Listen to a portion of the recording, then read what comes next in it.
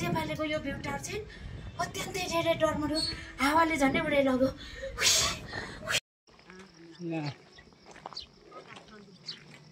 पर्यटकहरूलाई केराबारीदेखि खालि 25 किलोमिटर मात्रै छ भन्नु होमस्टेहरू छ। ल जेफाले हैन जेफाले हाबेचौरी यो चाहिँ प्रवेशद्वार। अब यसबाट चाहिँ माथि देखेको जेफाले डाँडा यहाँ केराबारी मङ्गलबारीबाट कति अरे 25 किलोमिटर मात्रै।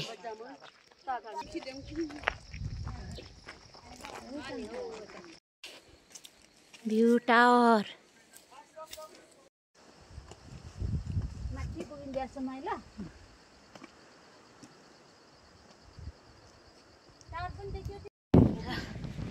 अहिले चाहिँ मोरङ र धनकुटाको सिमानामा यहाँनिर जेफाले भ्यू टावरमा आएर यहाँनिर भिडियो गर्दैछौँ है हामी। ल साह्रै राम्रो पो छ हौ माथि जेफालेको भ्यू टावर माथिबाट चाहिँ तपाईँहरूले देखाउँदैछु यहाँको दृश्य एकदम रमणीय छ, एकदम राम्रो। यहाँबाट चाहिँ एकदम पुलिस तर चाहिँ एकदम राम्रो छ देखिन्छ। तर आज कहाँहरू लागेछ त्यही कारणले अलिकति देख्नु सकिँदैन। धेरै अग्लोमा जाँदा त कस्तो डर पनि पो लाग्दो रहेछ मलाई त। डर पनि लागेको छ। के गर्नु अब यो तपाईँहरूलाई देखाउनु पनि पर्ने छ।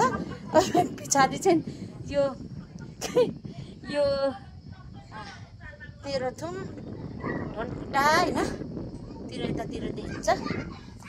तर मलाई चाहिँ अग्लो धेरै अग्लो भयो क्या यो। मलाई चाहिँ एकदम डर पो लाग्यो। म आइनँ यहीँबाट चाहिँ मात्र डालामा चाहिँ जानु पो सकिनँ कि क्या हो, डर पो लाग्यो। म चाहिँ आइनँ है। तर पनि जानु चाहिँ पर्यो है। सबै चढेको ठाउँमा चढ्नु चाहिँ पर्छ नि होइन। सबै चढेको ठाउँमा अब चढ्नै पर्छ नि त। अब पारहरू लागेको छ होइन, सेफ्टी त छ। तर पनि हावा यो जेफालेमा नि अरूभन्दा पनि यो जेफाले चाहिँ एकदम धेरै हावा छ कि यो एकदम कुटुस घारीको बिचमा छ। अब पहिला त होइन यस्तो टावरहरू थिएन नि त, डाँडा मात्रै थियो। यसमा हामी बस्तु गोठाला गरेको घाँस दाउरा गरेको ठाउँ हो। तर यो यस्तो अग्लो टावरहरू चाहिँ चढ्नु पर्दैन थियो नि त। त्यही कारणले गर्दा मलाई चाहिँ एकदम डर लाग्यो क्या, डर लाग्यो। तर पनि चढेँ क्या। मेरो साप अघि चढ्नु भएको छ। यता फर्केर हेर्नु है। ल राम्रो लाग्यो तपाईँलाई?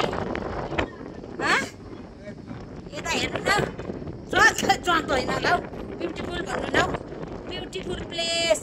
म त कस्तो हावाले उडाला जस्तो भइसक्यो क्या यहाँनिर। हेर्नुहोस् न मेरो पछाडि कति राम्रो देखिएको छ है। हेर्नुहोस् यहाँको दृश्य, यहाँबाट देखिएको दृश्यहरू एकदम राम्रो सुन्दर छ है। टाढो देखिन्छ यता माथि ताप्लेजुङ 6 नम्बर बुधबारे राँके इलाम सबै देखिन्छ क्या। तर आज चाहिँ यहाँ उहाँलो लागेको छ अनि चढ्नु पनि मलाई धेरै डर लाग्यो। अब म चाहिँ घिस्रिँदै टेक्दै झर्नु पर्यो है। ल मेरो मोबाइल पनि कस्तो खस्ला जस्तो भइसक्यो। झन्डै म त हावाले झन्डै चढ्ने तर कामदै भिडियो बनाउनु पर्यो। चढ्यो भने झर्दाखेरि त म झन्डै डरले झन्डै मरे। डरले झर्दाखेरि चाहिँ साह्रै डर लाग्यो। हावाले पनि एकदम जेफालेको यो भ्यू टावर चाहिँ अत्यन्तै धेरै डरमरो हावाले झन्डै उडाइ लग्यो।